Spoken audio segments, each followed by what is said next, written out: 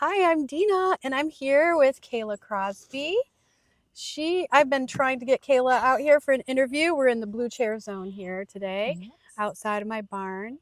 And Kayla is the founder and the executive director of hashtag Integrity First Yes. and the Jamestown Jackals, a professional men's basketball team here in Jamestown, New York.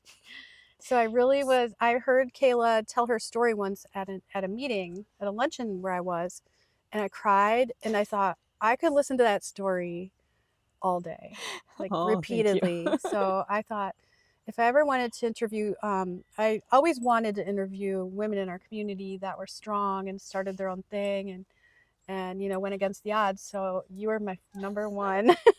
So thank Oh, you so much for being here and my welcome. pleasure. And would you like to tell us a little bit about how you started? Sure. So I'm actually from Russell, Pennsylvania, and I went to Jamestown Community College on a basketball scholarship. After there, I transferred to St. Bonaventure University, and I graduated with 7 teaching certificates. And so my plan was always to have a daycare. I loved working with young Mm. children, but there were no teaching jobs when I finished at the St. Bonaventure. And so I was approached by my previous employer at Jamestown Community College while I was a student. They were just building their third residence hall and they needed a director. Mm. And so I actually got hired working at the community college as a residence director. And my first few months there was miserable. Mm. Students were drinking and smoking and breaking every policy possible, Mm. and it was miserable. And finally, I started talking to one of the students who was close to being on his third strike and getting kicked out. Mm. And I was like, "What's the deal? Like, you know the rules." And we keep having conversations. And he said, "I'm bored." And I was like, "Okay." He's like, "There's nothing to do around here." And I was like, there's really not that much going on campus. So I asked him what he likes to do, and he said, "Play basketball." And that was the perfect answer that he could have given because I grew up playing basketball and Mm. absolutely loved it. And it was something that I was actually missing in my life, having not played again since playing at the community college. And so I started getting the gym open later in the evenings and on the weekends for the students. And it was through being in the gym that I became more of a support system instead of the angry lady getting them in trouble all the time. They started coming to me for advice. And eventually, one of the students asked if he could invite Maceo Wooford to open court. And I said, "Macy, who? Like, I don't know who that is." And he said, "He's the legend of Jamestown basketball." Mhm. And like, I've never heard of him, no idea who he is, but if he brings $1 and his ID, anyone's welcome. And so Macy ended up coming with a few other gentlemen from Jamestown, and it was just amazing the difference in the demeanor of my students Mhm. when these older gentlemen were Mhm. in the gym competing too. And so Maceo asked if he could come back, and I'm like, "Anytime you want. You don't even have to bring your dollar." And so it was just neat to see the difference in rapport with things. And Mhm. Maceo became more of a support system. If one of my students was having issues, I'd call Maceo or one of the other guys and be like, "Hey, can you talk to Jaleel or talk to this person?" And it was just neat having more of a support system. Well, Maceo ended up trying out for a semi-pro team in Erie, Pennsylvania, Mhm. and I'd never heard of it before. So I went online and I was looking up the Erie Hurricane. And one of the first, so it had been around for 3 years, I believe, at that time, and they played in the Premier Basketball League. So I clicked on that link, and one of the first tabs that I clicked on was Own a Team. And I remember reading through it, there are like 7 different things listed. I was kind of like, that doesn't sound like too much. And thinking like I was in my second year working at the community college. So it's like maybe in the future that's something that I'd look into. So Macy ended up trying out for the team and making the team in Erie. And I started helping out, going to practices, the Mm. games. And it was really cool because these men wanted to continue playing basketball. And Mhm. so they'd finished college and it was like another level compared to like the NBA. And back then it was the D League, the G League now. And they were pursuing their careers, but they were people. And so they started coming to the open courts and working with my students a little bit more. And I found myself every Sunday sitting in church just coming up with ideas as far as what it would be like to have a team in Jamestown. Mhm. And it just kind of went off from there. I started talking to people about it and they encouraged it. And that was back in 2015. Wow. So these ideas really started coming to you while you were in church. That's interesting. Mm-hmm.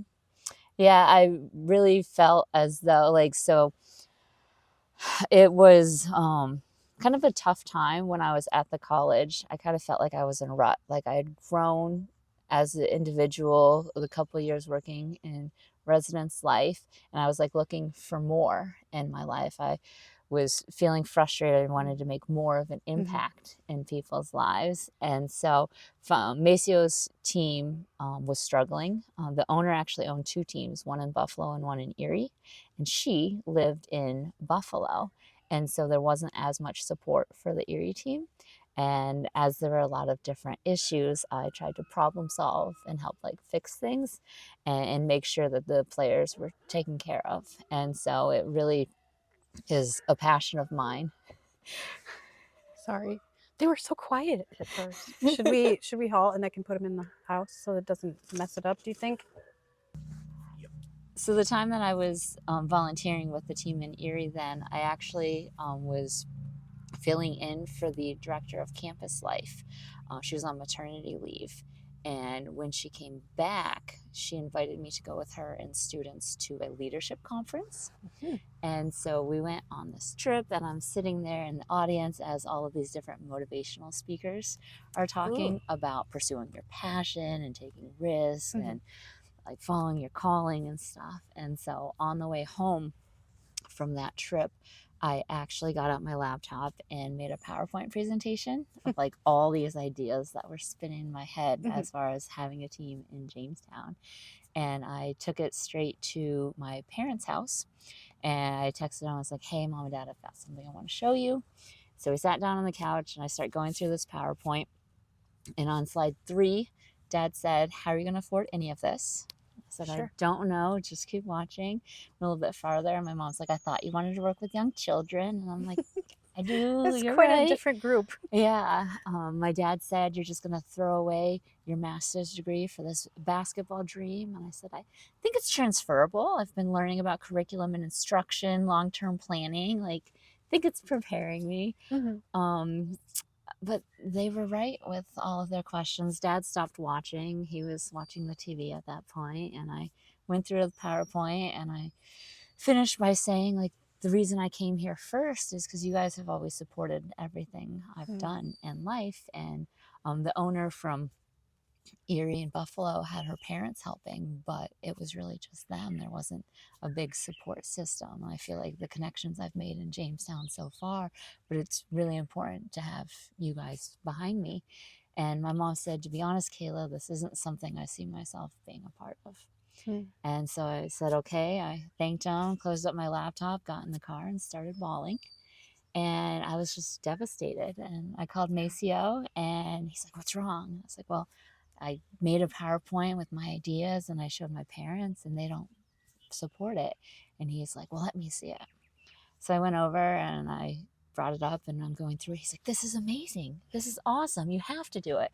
I'm like, well, my parents are right. Like, I have no money. I've never had a business class before. Like, I don't know anything about running a business. Like, they're not wrong. And he said, Kayla, if God gives you a vision, it's not for anyone to believe in but you. And that was exactly what I needed to hear.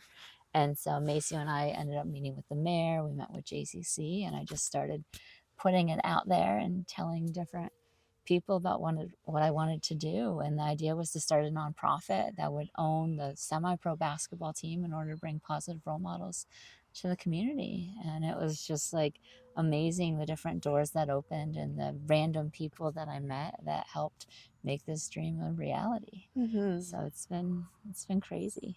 And when it's the time is right, God will bring in those people that will help fulfill your desires and make your dreams come true. Yeah. And I love Maceo's quote. Can you repeat that?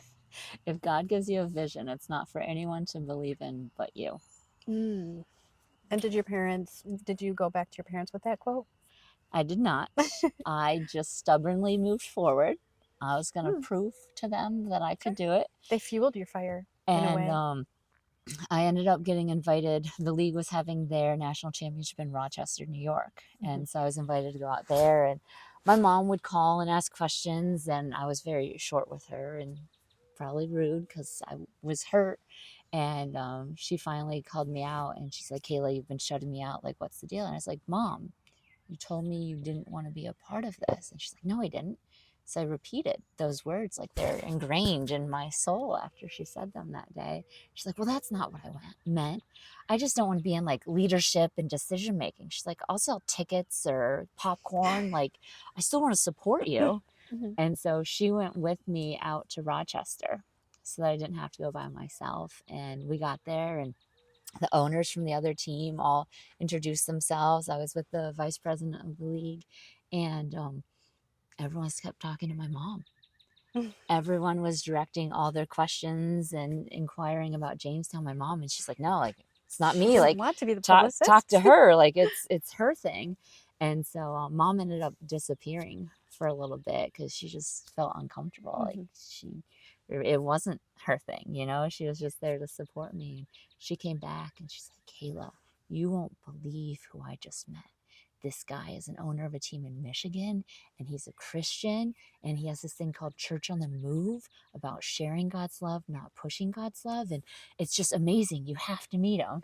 And so I went over and I talked to him, and he had had his team for 7 years, I Mm-hmm. believe, at that point, and completely started it from scratch and used it as mission work to do stuff in the community. And so I ended up talking to him and got his phone number. And so he really mentored me. Like you said, the right Mm-hmm. people will come Mm-hmm. into your life. And I spent hours on the phone. I've got notes on my computer still from all the ideas that he told me.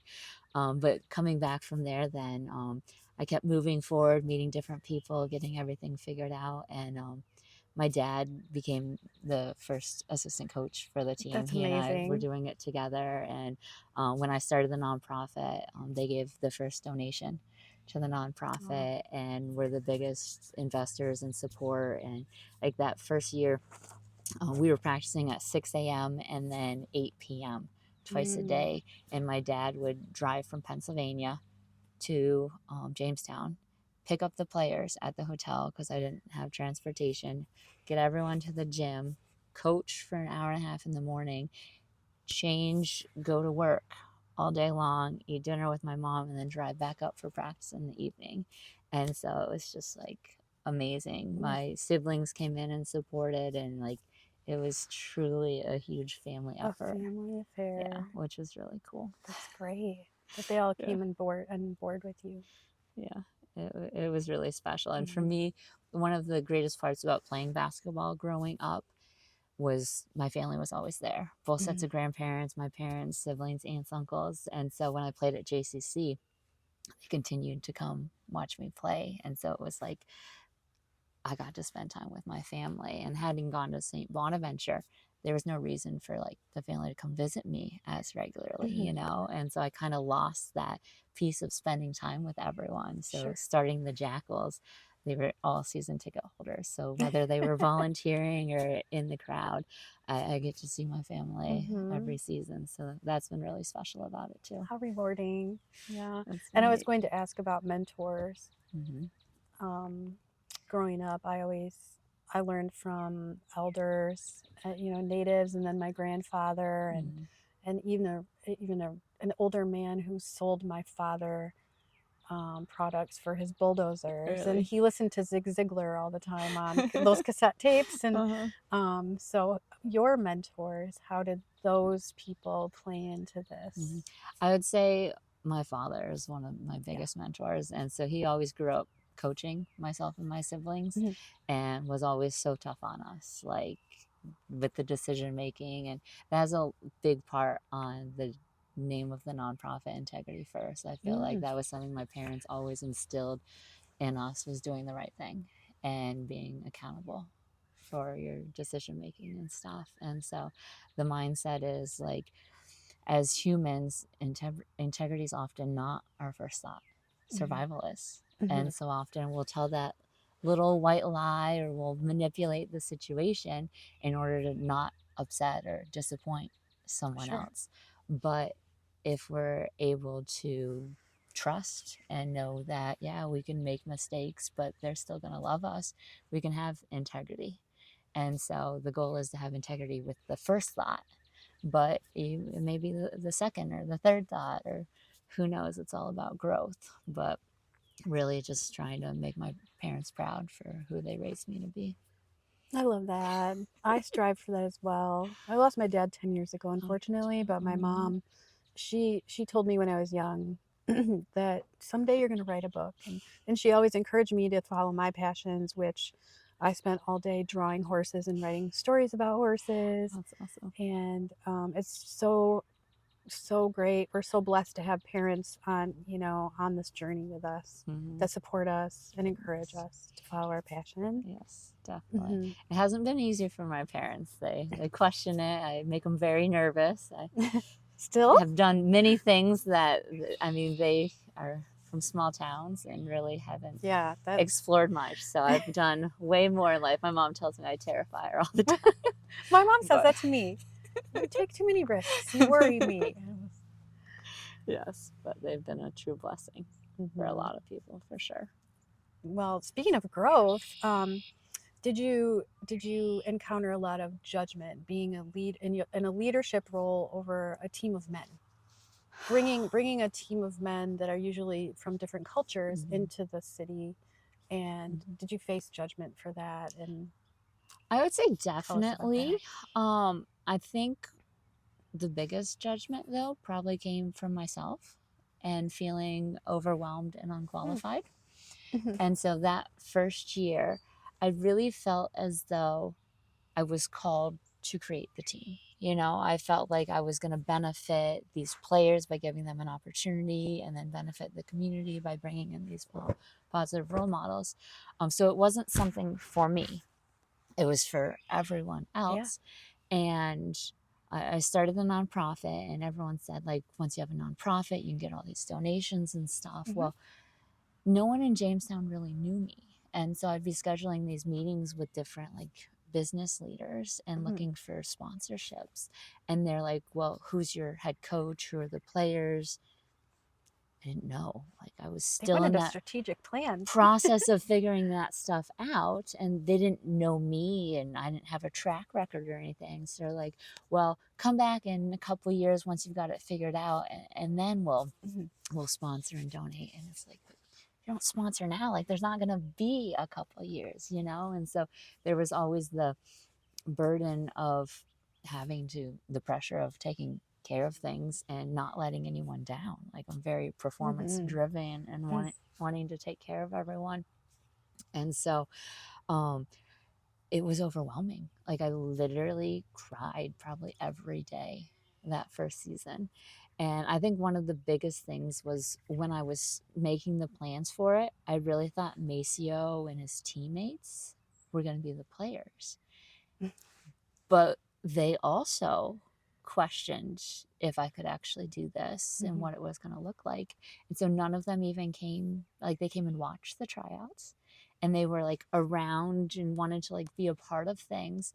But I recruited 16 players from all over the place, guys that I'd never met before. And so it wasn't exactly what I thought it would be, as far as a platform for like my friends to continue playing. It was like these Mm-hmm. random guys. And so there was a lot of pressure. Some of the guys had played overseas or played at like Division 1 colleges. And so they were used to a certain level of professionalism with what was provided to them as basketball players. And I just didn't have the resources for that. I was trying to figure everything out and run it as professionally as possible without a budget, without funding in the bank. And so it was um, a lot of judgment on myself that I kept failing. Like, I literally felt like a failure every day, that I was letting people Mm-hmm. down. And I with my middle child, and so I feel like growing up I never really like had opinions or made decisions. It was just always what my older sister or younger brother wanted to do, and I was cool with that because if they got to choose, they were happy and I could do whatever. Well, then starting the team, I was the boss, and everyone like Different role. wanted me to make decisions, and I'm like, no, like I'm not the decision maker. And they're like, yes, you are, Kayla. This is your team. And so that was really tough that first year because I kept trying to bring in other people to Mhm. help make decisions and kind of take some of the pressure off myself. And It's a lot. yeah. I'm sure. So I think that was like the biggest judgment. I'm sure there was like other judgment elsewhere, but I was so focused on what I was trying to take care of that I was Mhm. more judgmental on myself than I noticed from anyone else. And Oh, just like well, not wanting to let the players down. Like, I'm from Russell, Pennsylvania. right. Complete opposite environment of like any of my Completely. players. And so just not knowing different cultural differences and Mhm. stuff, like Mhm. it was really challenging to balance being myself and my vision for everything with knowing these guys like didn't see the life that like see the world the way that I do. Well, I think it's admirable that you were able to bring them here and keep them here. Mm, They must have had a level of respect for you, no. and you can touch on that if you want, or you can go right to the question Mhm. of have you heard any colorful locker room talk that made your eyebrows lift up? I'm a hockey mom, so I wasn't supposed to hear any of the things that I probably heard, but Yeah. Honestly, like I've worked really hard with the recruiting aspect of things. Like we evaluate them on the basketball court, but also have like conversations about the bigger picture with the mentoring and the positive role models. Mhm. Um, and so I would say probably there's been some stuff that I roll my eyes at, or I'm like, hey, I'm in the room. But I really can't think of anything specific, to be honest. I feel like a lot of the guys are a little bit more mature and probably just did a little bit better of a job to know when I was around with different things. But we have been very blessed with great players that really come in and utilize the basketball platform for their careers, but they really like buy into the community and the amount of outreach that we do. And it has been neat, the amount of players that have wanted to come back Oh. and continue Mhm. to like be in Jamestown and Mhm. participate not just with the team but with the mentoring program and everything. So it's been cool. Yes, we see you guys out in the community all the time, volunteering, Yes. working with children. What are some of your favorite? So we have a mentoring program with middle school and high school students. It's called Be the Change Mentoring, and we meet twice a week with those youth. And so that program's been going on 4 years now. And so it's been really cool. There's a couple of the mentees that have been in the program from the very beginning. And so it's cool to see their growth. And then we get to take different trips. And so we'll do stuff locally in Jamestown to Mhm. expose them to what's available here. And then if we're able, typically during the off season, we take them out to like Erie or Buffalo, and Nice. we've been able to take them like to Cleveland Cavalier basketball Mhm. games and stuff. And Is that at so, the Q? Do they play at uh, the Q? no, so they just built a new arena. It's Rocket Mortgage, Okay, I think it the used to be the field Q. house. It might have been, Maybe. but yeah. So that's been really cool, and just to see like the impact. We do stuff at the park with younger kids, ages 6 to 14, during the summer. And so I've just got plenty of stories from different parents of how it's like impacted their Mhm. kids. So Mhm. that's been really cool. I remember you doing a lot at the Bustide Church of God, Mhm. which is a quarter of a mile away from Yes. where we are right now. Yeah, they were one of our biggest sponsors in the very beginning. And so we Mhm. used to use their gym. Season 2, I think that was our main practice facility. I think so. And we were there all the time. And still, the guys use it sometimes late in the evenings to get shots up Mm. and stuff. So Yeah. it's been a huge support from Bust Eye. It has. How do you think you could help others cross the bridge from the fear to the success if you were to go in? Do you speak in schools also? Yep, I'm speaking to a leadership class on Friday this week Oh, out really? in Chautauqua Lake. Yeah. Um, I think just the biggest thing is just having confidence. Like, I really couldn't get it off my mind back then. I just kept thinking about it and then started talking about it, and then it was the encouragement from other people to say, yeah, you can do it. And I remember I was telling one of Macio's teammates that maybe in a couple years, like, I was still working at the college, and Mm-hmm. he's like, no, like, you need to do it now. It's going to be rough your first couple years, but you need to start now so that it can be a platform. Because I was thinking some of my former students from the college might come back and play Mm-hmm. for me. um, and so one of the things, we played 3 years semi-pro, and then we got invited to join a professional league. Mm-hmm. And we never offered paychecks to the players. They And that was just this season, right? This past season? No, so this is back in 2018. Oh, okay. So we played 3 years semi-pro, and then our league kind of disbanded. And so I was searching, trying to figure out what we were doing. And really, I felt as though like we'd outgrown the semi Mm, pro world of things. We had very talented players that honestly deserved paychecks to play the sure. game that they love. And just our volunteer platform, our game day setup, like, it was professional. And so we joined the basketball league, which was American League. It just started the year ahead of that, and there were teams across the nation. And so that first season, we ended up having to travel to Yakima, Washington, San Diego, California, Mesquite, Nevada, and Tampa Bay, Florida, were the flight trips that we had. Wow. Um, but after that first year, which was another year of mostly tears for me, I actually got recognized by the league as the executive of the year because of the platform and what we provided. And so there was a hefty entrance fee to join the league, and I didn't have that type of funds. And so they ended up hiring me as a trade to be the director of team development in order to go to the owners meeting and present to all of the different owners like the blueprint Mm-hmm. for what it takes to own a professional basketball team. Amazing. And so that was really cool to actually um, teach others so that they didn't have to go through what I went through with Mm-hmm. starting out, because I really had no idea what I was doing. I remember they sent me the owner's manual, and it was like I was 183 gonna say. pages. Mm-hmm. And I read through it 3 times that summer, and I highlighted and I wrote questions. And I still talk to the commissioner from that league Oh, today because I called him so much before starting the team. you could But offer to rewrite the manual. I, I did.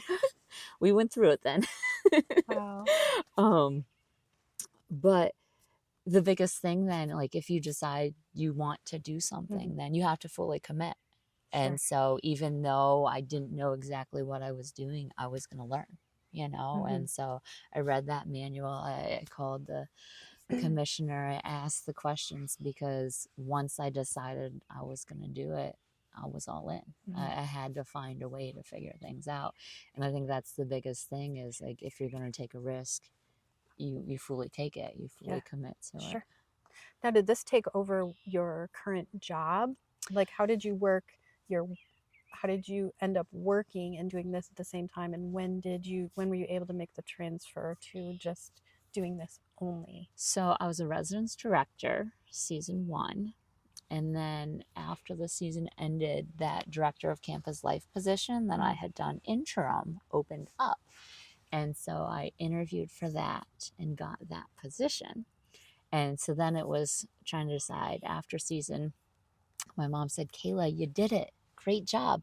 Now go back to just working at the college. But for me, I didn't do a good job. It was a hot mess that first season, and I wanted to do better. So then the second year of semi-pro basketball, I now had a brand new director position at the college.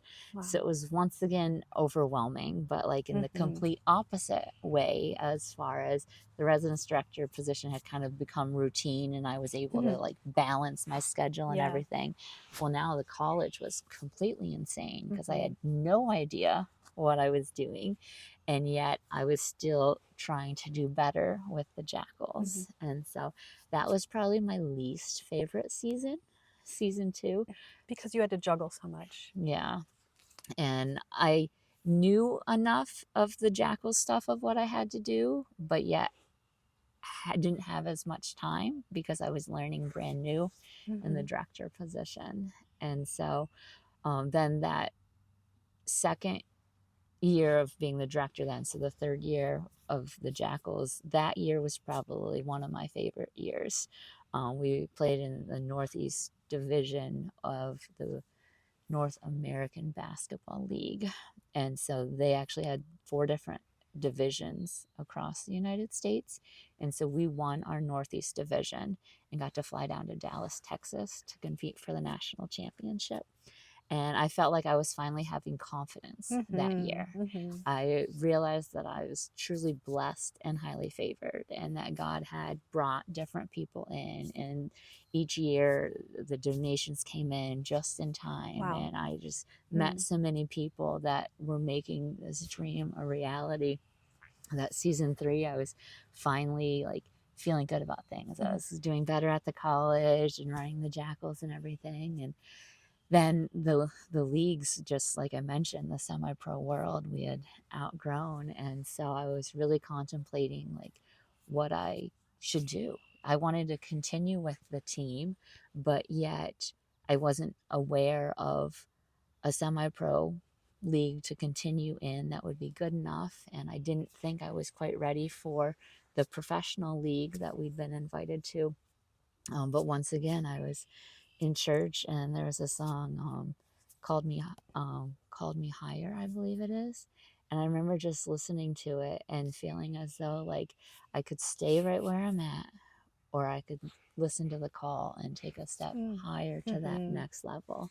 And I just remember hearing that song and how much it resonated. Like, you got to do it, Kayla. You got to take You're giving me this the chills. step to the next level. And so I stayed working at the college then, and we joined the professional league. And like I said, it was a lot that year, but continuing on, I just kept doing what I did at the college. I honestly loved JCC. I had a great experience as a student and really felt like I was able to impact lives of my Mhm. students as well. And the Jackals was a benefit to the college, in my belief, because it gave the students something else to be a part of. Over the years, I've been able to hire numerous interns to volunteer for the Jackals and get college credit for it without even leaving campus. And Mhm. so that was one of the things I'd been struggling with before the Jackals. Is like, these students come from all over the place. They live on campus, but they don't have cars. And so they want these experiences, but they couldn't get it. But through the Jackals and being the leader of it, I could create any internships we wanted, you know? And so I'd have a nursing student that would be like a team manager and help our team nurse with Mhm. things. You know, I had a psychology major that would come to practice and like keep track and analyze the amount of times like the guys cuss and get upset Sure. and stuff. And then the actual like basketball assistant coaches and live streaming videography. So it was like social media. I could take care of like whatever the students' needs were. Like, I could find a way within the organization to help add to their resume. So Mhm. it was just neat. So I honestly don't know how I did it though, because it was overwhelming. I often felt like I wasn't fully present, because Mm. if I was doing something with the Jackals, I was thinking about what I had to do for my Sure. students. Or Sure. if I was at the college, I was trying to get practice ready or dinner and outreach and stuff That's for the difficult. Jackals. And so it was kind of a lot. Mhm. And I finally had applied for a promotion this past summer. So my boss had left the college, and there was a vice president position opening up, and my parents really wanted me to apply for it. And the way that they had to like change the title of the position for an associate vice president and lowered the pay and stuff, I told my parents, I said, whoever gets this, it's kind of like a slap in the face because it's going to be the same amount of work Mm. as my previous supervisor, but they were switching it Mm-hmm. up. And so I told my parents, like, I would apply for it, but if I didn't get it, this is my last shot at the college. Like, I wanted to take the Jackals on full time Sure. because I honestly felt like I'd never really was able to give my all to the Jackals. And I had always dropped the ball with certain things, especially like with seeking sponsorships and donations, just because I didn't have the time. Mm. Like 9 to 5, I was at the college every day, 5 days a week. And so to make phone calls later in the evenings and on the weekends, like that's not when business people are working. No. And so I was fully committed. I interviewed to the best of my ability, but I told my parents, like, if I don't get it, that's going to be it. And I was excited when I was updating my resume and interviewing because everything I've been doing the past 9 years, I felt like fully prepared me to be the vice president of student affairs. And it's like all the different departments at the college basically did for the Jackals, like the marketing, Mm-hmm. recruiting, the business side of things, like financial. Like I've learned how to do all of that I'm sure. through the nonprofit. And so when I got the email saying that they selected someone else, I was frustrated, but I was like, I know I need to move on. Mm-hmm. And it was interesting because the very next day, I actually got a call from the president of the Basketball Super League, which is like the next level Wow. up. And it had been completely based in Canada. And so the president of our league and the owner had taken over the Canadian league to try and expand. And so they were trying to bring in a few American teams. And it was like literally the day after I got the rejection So email. sometimes there's a no that leads because there's a better yes the next day around the corner. Exactly. And there's no way that we could have done what we did this year if I wasn't Mm-hmm. 100% Right. join the Jackals. So Yeah. it was a blessing for sure. Ambiguity is a tough place to be in. One foot in, one foot out. You're paying Yeah. attention over here when your mind is over here, and you're Hmm. trying to. Yeah. I keep saying for the first time, I feel like I have a brain. Like it's not Yeah. all Now you're cloudy up here. clear. You Like have I clarity. actually can Yeah. process and solve problems better. Well, Yes. I'm sure you heard the horse noises behind me. So I have a lot of high achieving students that like to come here Mm. and spend time with the horses because they experience stress Mm. and a lot of people that are maybe graduating high school, going into college, especially some young women. They've been saying they're anxious about their future. They Mm. don't know if they want to go this way to traditional Mm-hmm. college. They're confused. What would you choose to say to them to encourage them to follow their passion? Mm-hmm. I think a lot of us always think we have to know what we're going to do. And we like to set plans and have schedules for our life and everything. Um, but I think you never know what you're going to end up doing. And I think the biggest thing is to just enjoy the moment and do what you're passionate about. So I loved working with children, and Mm-hmm. that's what I wanted to go to school for. And I knew I wanted to go to college. And it was just like I went a bunch of different places. And even how I got to JCC, the assistant coach from JCC came to one of my high school games and afterwards asked our head coach, are there any seniors that want to play college basketball? No one had ever talked to me about playing basketball in college. Mm-hmm. Like it was just something I did. I got to play. So in Pennsylvania, you can't play varsity till a freshman, but I got to play varsity as a freshman. And then we made it to playoffs my sophomore year, my junior year, we made it to the Sweet 16. And then my senior year, we made it to the Elite Eight. So it was the farthest our high school women's team Wow. had ever gone. But That's in Pennsylvania. yeah, at Corey? Eisenhower. Eisenhower. Yep. But when that assistant coach came, he wasn't there for me. He just asked if any of us seniors wanted to. And I'd been on a lot of college tours with my parents and a bunch of bigger schools that had great education programs. And I didn't like any of them. Like, I'd go to campus and I'd walk through and it's like, this is all right. Like, yeah. And I'd get acceptance letters, the scholarship opportunities. My parents would be like, Kayla, look at this. And like, they were all excited. And I wasn't excited about any of them. It wasn't until I went to JCC, I met with the head coach and he took me on a tour of campus and I got to walk through. It felt like home. Like, it just felt right for me. And it was a little bit of convincing to have my dad approve of going to the community college. And remember, I think it was my high school counselor said I'd be selling myself short if I went to a community college. Mm-hmm. And it was like, those are the best 2 years of my life. And so it really didn't matter what other people Mm-hmm. said. I felt at home there, and it really became a home, not just for those 2 years, but it became my first professional job as well. And so I think the advice is to like trust your gut. Like, Mm-hmm. what you enjoy Mm-hmm. and what makes you happy. And sometimes it might not be what you think. And like, I thought I was going to work with young children, but yeah, I'm so passionate about what we do with the team and the Mm-hmm. players and for the community and everything. And so I think that's the message, that people just have to have confidence in themselves I truly and believe really that trusting your trust. intuition and Mm-hmm.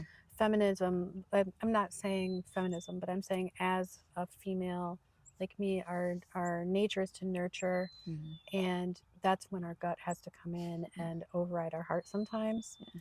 And so that's really good advice. Solid advice. Thank you. I've learned a Especially lot. when you're working with a whole team of men. Yes. Yes. um, what is coming in the future for you and your team? So I left the college in August, and then I really hadn't heard back from the Basketball Super League. And they were supposed to get a big investor that was going to help us make this leap to the higher level. Well, the investment fell through. And so I was once again like, okay, now I've quit my job and I don't even know what I'm doing with the Jackals. And so I was kind of feeling lost again, trying to figure things out. And ended up, they had just announced there was going to be a team in Michigan and Ohio joining this Super League. And they had just released the schedule. And I reached out to the vice president and I was like, hey, like, what's going on with TBL, the league that we had currently Mm-hmm. played in the past 6 seasons? And the way that the dynamics of the teams was looking, there wasn't going to be much local travel for us. A lot of the teams that we had played in the past that were within like a 3 to 5 hour driving distance had disbanded. And so she's like, Kayla, I don't know what to tell you. Like, it's really not looking like good travel for you. Oh. And I was like, is there any way we could still get in this Super League? And she's like, no, it's too late. It's already gone to schedule. And so I was actually flying down to Florida that week to help. My brother lives down there with his 2 kids. So I was going to watch my niece and nephew. And I remember sitting on the flight just thinking, okay, God, like, what am I supposed to do? Like, I quit the college with the intention of doing the Jackals full time. Now I don't even have a league to play in. And I didn't have music. I wasn't on my phone. I just really like just sat there praying during the whole flight and got down to Florida and spending time. It's kind of like my relaxation as well, to like be at peace. And I ended up getting a phone call from the president of the league, and he said that one of the teams was struggling to find a gym. Could I be ready in November? Wow. And And this was when? the end of September. And I was like, well, do you have 150,000 for me? Like you had originally said. And he's like, no. He's like, the most we can do is 50,000. So start running the numbers and everything. And I'm like, this is insane. Like, Mm-hmm. no, I really like can't do it. But we kept talking, and I was like, it makes the most sense. Like realistically, the previous league that we had been in didn't have the growth that we needed. We've been playing exhibition games against teams in this league the past 3 seasons, and we played 13 games and we won one of them. So it's definitely like that next level step up. Mm-hmm. And so we went back and forth. It was the, I think, second week in October that we finally announced that we Mm-hmm. would join the league. And so it was crazy last minute. My goals of getting a full operating budget by February now had to change to November, and it didn't happen. So I spent a lot of the past 6 months crying again. It Mm-hmm. was very overwhelming, but we figured it out. We ended up finishing in fourth place, Wow. getting to host a home playoff game Mm-hmm. to play into the tournament. And we made it to the game 5 of the semifinals. And the championship round is taking place right now. But I kept getting compliments from so many people, and it was challenge. One of the other big challenges was we've always started after January. In the past few years post COVID, we haven't started till March, and so starting in December was insane. Like none of our fans were anticipating that Mm-hmm. early of a start, and because it was so last minute, I didn't have any funding to do actual marketing to get word out there, and so it started out very rough. The December games were very challenging. The first one, there was a really bad snowstorm, which since when do we have a winter here? Right. We haven't This had year, a winter in when you years. didn't need it. And then all of a sudden, we had a legit winter. Truth. And then they scheduled 2 of our home games when there were Bills games. And so our game that was scheduled at 4, Bills played at 4:15. And then 2 weeks later, when we played at 1, the Bills also started at 1. So it was just like I couldn't win for losing with anything. But we figured it out. Ended up getting a lot of groups and stuff towards the end of the season. And I then when we made the playoffs, we played on a Tuesday and a Wednesday, which is very hard to advertise last minute. But the final game that we hosted at home was a Friday, and it was so last minute. I didn't have a chance to get like halftime groups or different fan groups to come in like I always do in order to have a fan base. But sitting there on the bench as the game got started, the gym was packed, and there was a lot of people there to watch us compete in Game 4 of the semifinals series. And I was talking to my mom afterwards, and I was like, that's just proof of the work we've put in the last 10 It years, is. Mm-hmm. And it was so encouraging to see that many people in the gym Mm-hmm. just on their own, Right. I can imagine. And so I told my mom, I said, now, like, I want to do a good job. Like, I feel like I was barely treading water, trying to keep my head above um, the water this past season. That now I want to, first of all, I got to pay off the debt. We got some outstanding bills from this past season. But really moving forward, having the best platform possible. And Mm-hmm. so Wow. we're working on ownership of our own team house. And then all the teams in Canada actually play in ice arenas, and I they've got thought so. huge venues. And so the goal is to have conversation with the Mm-hmm. ice arena. Mm-hmm. It's the most beautiful facility. It would be wonderful. Yep. And to actually be Yeah. downtown. Like the college has been amazing Mm-hmm. for us the past 9 years, but to be able to actually step up to that level of professionalism. I think a lot of people are confused as far as the level of the Jackals, especially because we Hmm. play at the community college. Yep. So being able to play at that ice arena just brings that extra professionalism with There are stuff. people that don't know that we have a professional men's basketball Oh, team. I know. Yeah. It's Surprises me. crazy. And it's like, it's been 10 years. 10 10 years. years.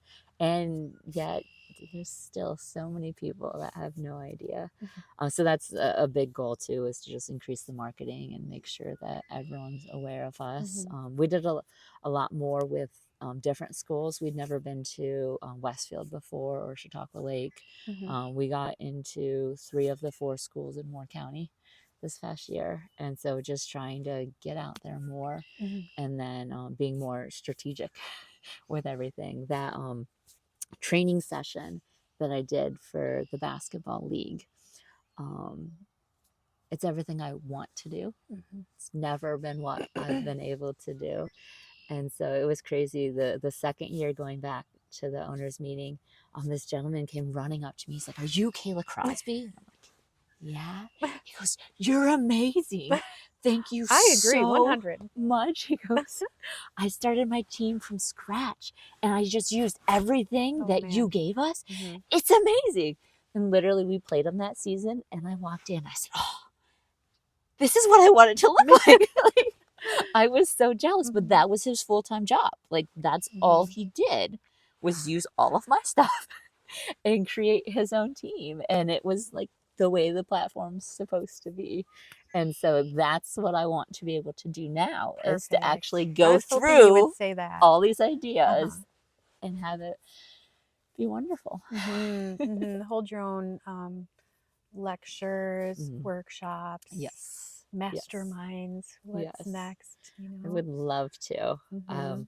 And the other thing I want to do, I want to write a book. And You I've just should. got so many stories. Mhm. It's crazy. And so every year I've literally been keeping bullet points Good. of like the Yeah. highlights. Yeah. And so I think it was our last road trip. I was coming home on the bus and I was like, you know what? I'm just going to start with season 10, because there's so much that happened the past 6 months. And it's new, it's fresh. Yeah. And so the past couple of days, I've started writing now that the season's been over. And so my goal is, within the next few weeks to a month, I want to actually Mhm. write season 10 and then get that published. And after that, then go back from the very beginning and write everything. I've been saying I have this vision of a Netflix series. Oh man. And so, like, my brain literally has measured each year by seasons. Mhm. And so, like, when Yeah. I would talk about things, so yeah, that's season 2. And Uh-huh. people are like, "What are you talking about?"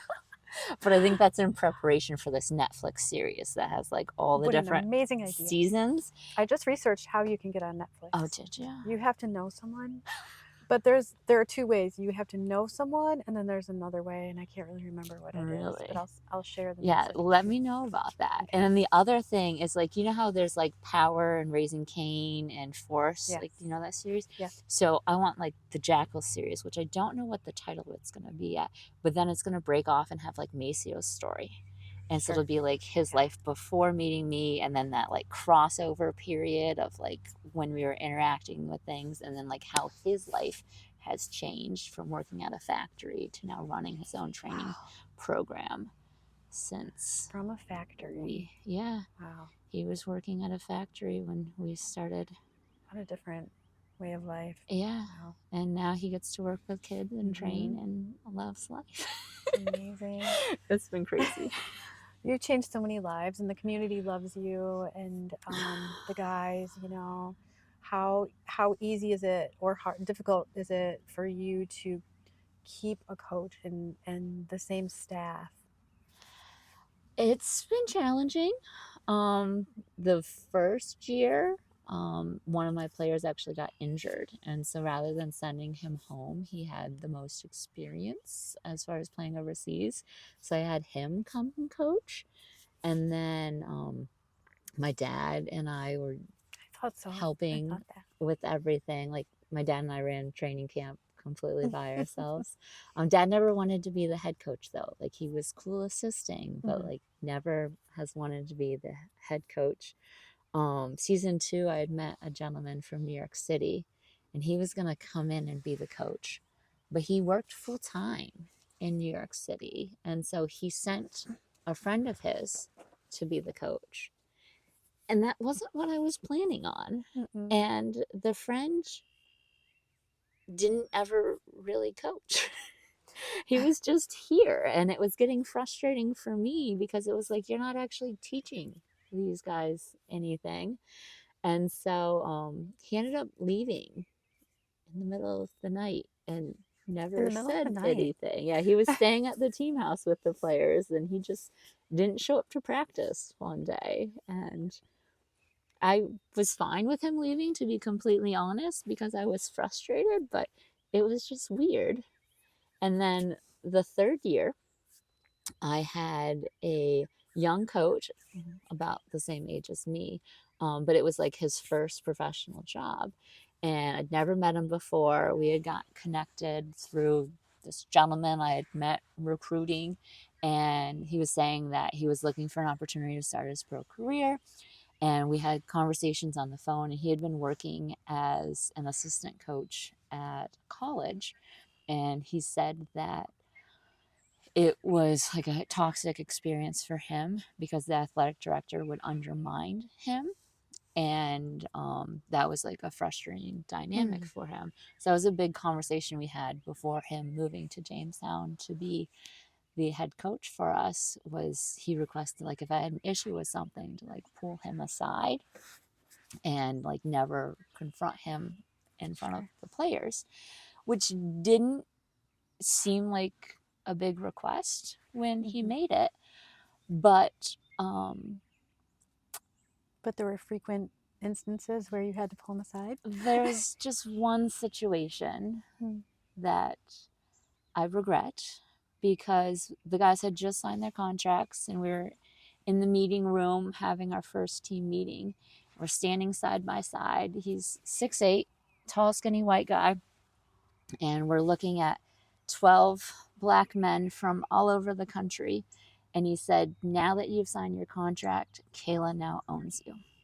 And then he went on to talk about the schedule and the expectations. And I'm standing there cringing at the words that just came out of his mouth. But I couldn't open my mouth because of that conversation that we had. And that was a very challenging season The players because took it. the Okay. players Mm. shook it terribly, Yeah. and they lost complete trust of me and him. And it was a toxic environment then, because I didn't have the courage to stand up and fix that statement, because that's not what he meant in any way. But I feel bad that I didn't correct that for all of them. And so there was a lot of tension, and he ended up getting frustrated and called a team meeting at 11 p.m. one night. They were staying at the community college that year, and ended up, he asked the team, he said, I hear there's a lot of frustration with me and my coaching, so please raise your hand if you want me to stay. And of the 12, 2 of them raised their hand, and he said, all right, that's it, I'll leave. And he packed up his stuff at midnight and Wow. left me to coach the team. Left you to coach. Yep. How long did you coach on your own? Well, so my dad was helping. He had been the assistant with him, and so my dad and I finished out that season. Mm-hmm. But that was another challenging I can imagine. situation. But I think Did the that's, team spirit lift after he left? yeah, And were you able definitely. to? I never addressed Okay. that meeting with them, which I regret. I still have been in contact with some of those players. Mm-hmm. And when That's, they read your book and they see your interviews, I really wonder, because I literally don't think I've ever actually talked to any of those guys about that. But it's like one of the most traumatic experiences that sure. I've endured because I know it hurt me Mm-hmm. that I allowed that to Yeah. happen for all of them. So, so yeah, those coaching experiences have been difficult. But season, well, season, yeah, season 4, I thought I had a new head coach, and that didn't go well. That I ended up having to fire the head coach and general manager going into season 5. And I ended up, the commissioner of this new league that we had joined came and helped run training camp for us. And that was the first year that he really set the standard, like, this is Miss Kayla, and she is the boss, and you will treat her with respect. And so he kind of elevated things for me. He left, and I was coaching. My dad was helping me a little bit, but dad was also frustrated that we had joined this professional league. He liked the semi pro league because we were doing well in season 3. And so I was doing a lot season 5 by myself, and we had a point guard that had just come in, and he was kind of like a player coach for me. And so season 5 started going extremely well. It was our best attendance. We were playing really well basketball, probably one of the best teams I'd ever recruited. And then that was in 2020, which meant COVID Sure. shut everything down. We were exactly halfway through the season. And so Raheem, the point guard, kept in touch after season and was impressed by what we did in the community, that he wanted to come back and help Mm-hmm. elevate the platform. And so he came back as a player coach that next year. And he brought in an assistant coach with him that he had coached with. So that was kind of like more stable with things. And then that next season, he ruptured his quadricep. And so he had to have surgery. And he then came back as our head coach. And he's been here 5 years now. Mm-hmm. And so that's been nice to have that consistency. And his basketball IQ is just insane. Like, I've never met anyone that sees the game the way Mm-hmm. he does. And so that's really elevated my basketball knowledge. And it's been wonderful to have that consistency, because then, like, the principles for the team and the different concepts that he's instructing, um, I've been able to rely on him a lot more with things. And he also gets the mentoring side of things Mm-hmm. as well. I think the thing that really had me buy into him was that first year that he was here in 2020, we did mentoring at Love Elementary School and the YMCA. So those were like the two options. I think it was every Thursday we did mentoring, and the guys got to choose which one they went to. And everyone wanted to go to the school, but he and a couple of players went to the library. And I was taking a couple guys to Walmart to get some groceries for the team house, and he puts up a pair of little kid sneakers, and I'm like, what are those for? And he said a kid at the library was getting made fun of for their sneakers, and so out of his pocket he was buying sneakers because he knew what it was like to get made fun of for his sneakers. And that was just like, he's different. Like, he gets my passion for these kids, wanting to provide for Love people that. that don't have it. And so that's been really cool, having him back a part of the organization to help with the community aspect, and then the players as well. Amazing. Yeah, he's become a highlight as well. Yes. So do you think your guys would want to come and play with horses anytime? I could see that, actually. And like the mentees, I was wondering, because like, they don't get to experience things like this at all. So yeah, no, I was definitely thinking that Were it would you? be cool. I was, yeah. I wasn't gonna bring it up this time, but I thought that could be really cool. We took the mentee program to the Audubon Mm-hmm. this year. Now, it was winter time, so it was very cold, but we got to walk through the trails and stuff, and they actually enjoyed it. They told me they wish that it was warmer. Um, Sure. they We know have what we're a talking visitor. about. Hi, Mr. B. This is Mr. B, my American saddlebred gelding. He's a little dirty.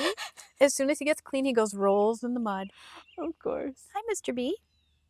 What's No, going on? I bet you would have regular visits if Yeah. the guys were able to come and meet the horses. Yeah. I'm sure that would be like relaxation and It is. It's yes. profound. There's a connection that's made, Yeah. and it helps everyone come out of survival mode, Yeah. No. which we run around in too much. Did I tell you the motto for the nonprofit? Stop surviving, start thriving. So Oh, we are meant to be. we're all everyone's trying to survive, get by. They might Yeah. cut corners, lie, cheat, whatever they have to do to take care of themselves or their family. Yeah. But if we're truly living life the way that God intended us Mhm. to, we can By thrive. nature, yeah. Yeah, and so that was the motto from the very beginning of starting the nonprofit. And I had certain like expectations for the players as far as like this is what you have to be like do to be on the pro team and everything. Mhm. And I realized after 2 seasons that I was very judgmental, and I wasn't the most compassionate as far as understanding survival mode. And yet, I feel like God really humbled me with the way we set up the nonprofit and the organization to understand survival mode, because I found myself trying to buy bananas and oranges and Gatorade and having to put some of it back because there wasn't enough money Mhm. on the credit card, and having the bills pile up and not sure where the money was going to come from to pay them. Even we had a team house that was donated to us for 6 seasons, and eventually weren't able to purchase it to keep it. The owner had to sell it, and we received an eviction notice.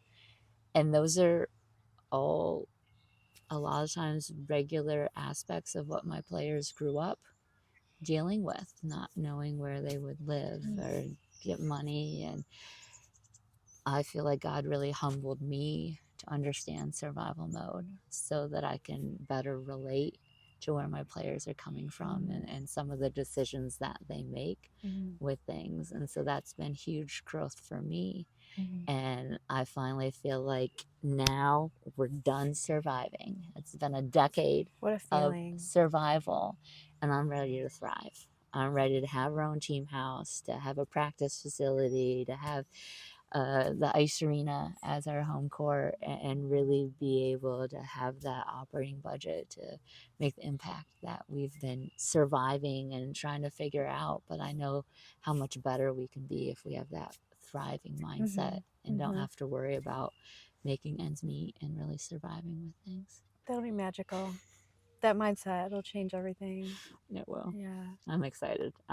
As devastating as the end of the season is, like I'm looking forward to the future Yeah. because we survived. We did. We survived another challenging season, Mhm. but I'm ready for that next step. And you do have players that stay year round, right? They like the Typically, area yes, sometimes and they yes. stay. We have two that have been texting me the past 2 days. Can I come back? Oh, really? Yes, they want to come back. So I'm working on getting that figured out because, yeah, and honestly, when I had the exit interviews, all 13 players said that they would come back if they No. have the opportunity. So that's always encouraging. And I'm sure it has so much to do with you. So much not to do with me. I feel like, oh my goodness, it was so terrible. Like I dropped the ball with so many things that I want to do better. So, Yeah. but no, it We're our own worst critics sometimes. yeah, it was a good year though. We had a great group of guys, and we really did a lot. They'd complain sometimes. They're like, Miss K, we're exhausted. This is too much. I'm like, you guys get to choose.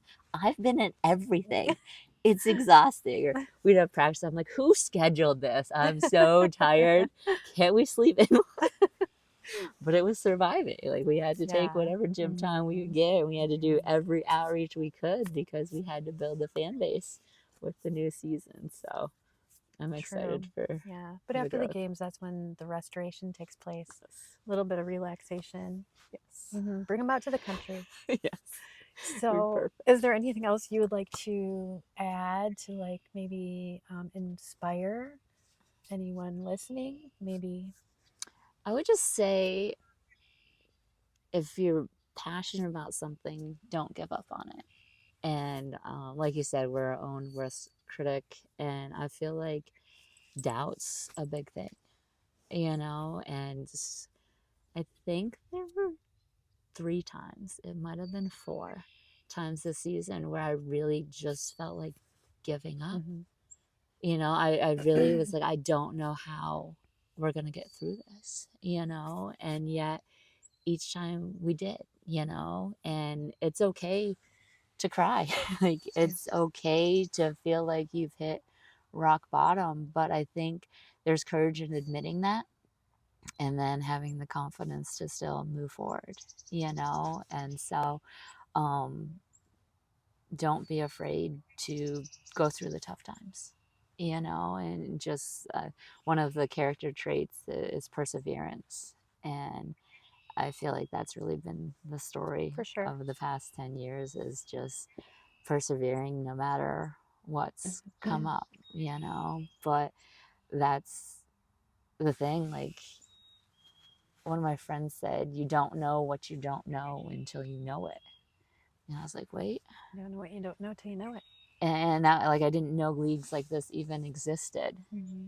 until Maceo tried out for a team, and it's completely changed the trajectory of my life and so many other lives. My nieces love basketball, and my oldest niece is 10, so she was one the first she was not one yet the first year that we started, and so it's just been amazing to see their growth. And quick story, last year the season ended in May. I was in debt 64,000 at the end of the season, and my niece's birthdays are May, June, and then my nephew's in July.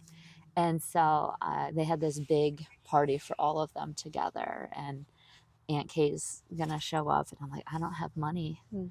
to buy anything. And so my oldest niece just loves that I always have my nails done. She's like, can I get my nails done with you? So it's like, okay, $15. I'll get you a certificate to get your nails done. And then my middle niece loves basketball. So I went on the program. I make the posters for the Jackals, and I created this coupon that said free basketball, 5 free basketball trainings with Aunt Kay or any of the Jamestown Jackals. And then it had 5 different circles on it and had a picture of her and I from when she was playing basketball. And she was super excited. As soon as I gave it to her, she was picking what 5 players were going to do what 4 players and Aunt Kay Okay. were going to do the training. Well, this is last May, so almost a year ago. And all summer, I had 3 players that stayed in town, and she kept talking about it. And I kept telling her, like, just tell your mom to schedule it. Like, we can do it anytime. The never happened over the summer or the fall. We finally start, and now she's excited because there's new players that can train her. And we ended up, it was, I think, the end of March, and I was sitting with her, and she's like, Aunt Kay, I know who I want to train me. And she's telling me, and she looks at me, she goes, this is the best present ever. And I'm thinking, it's the broke Aunt Kay present, and it's been 8 months, and you haven't used it Oh, yet. wow. But just the idea The that she was going to anticipation. get to train Yeah. with these professional basketball players, whoever she wanted. And we finally got 2 of them done. So 2 of the players went and trained her, and she was so locked in and loved it. And it was just so cool because I never got to train with anyone, let alone a professional basketball player that's Right. played all over the country, you know? And so it's been cool. What an experience. She would have forgotten a materialistic gift. Yeah. Like if it was a bracelet or something. Yeah. And so now I actually taught them how to make the posters for the autographs after the game. And since season's done, they still want to make posters. And I was like, They're there's hired. nothing to make them for. And so now they decided they were going to make their own birthday presents from Aunt Kay. And Addie's young, so the middle one's the one that got it last year. Now the younger sister, who's 6, wants hers as well. And so they not only recreated what I gave Addie last year, but they've added pictures of the players they want to train. What have you started? I've created monsters. But it's been really cool, and I Yeah. love the opportunity to like spend more time with For them. sure. You know, if I had any other job, like they didn't come to the college. Like there wasn't stuff for them Yeah. to do when I was just working at Uh-huh. JCC, but this is something that they can actually be a part of Yeah. as well. Yeah. So it's That's neat. fun. So you never know what doors are going to open, Mhm. but just having the confidence and the courage to walk through them, I Mhm. think it's the testimony of what I've been doing so far. And you're a role model for them. Yeah, it's been cool. So Mhm. thank you for this time though. I love Thank it. you. Where can we find you? So I have the Jamestown Jackals website, which we're Yep. working on a complete revamp to update it a little bit. And then on social media, we have Instagram and Facebook. Yep. And one of my interns this year just started a TikTok, which I'm a little too old for, but I've heard that we're getting some pretty good following. So hoping to continue the TikTok as well. And But it's all under Jamestown Jackals. Jamestown Jackals. Yep. Okay. Okay. Well, I'm so happy and grateful that you made it out My to the pleasure. country I love it. to sit in the blue chairs for an interview finally and Yes. re-share your story. So Thank you for inviting me, and I look forward to having to come and report all of the improvements we make in the near future. yes, we'll do another. Do another at the end of summer or something. That would be Maybe. great. Yes, I've got plenty of other stories if you need some stories too. Okay. There's They're some good always ones. so good. I had goosebumps. I had tears. They're always so good. Thanks, Been Kayla. cool. Thank you. Thank you. Appreciate it. Thanks, Dylan. Ah, you had your sunglasses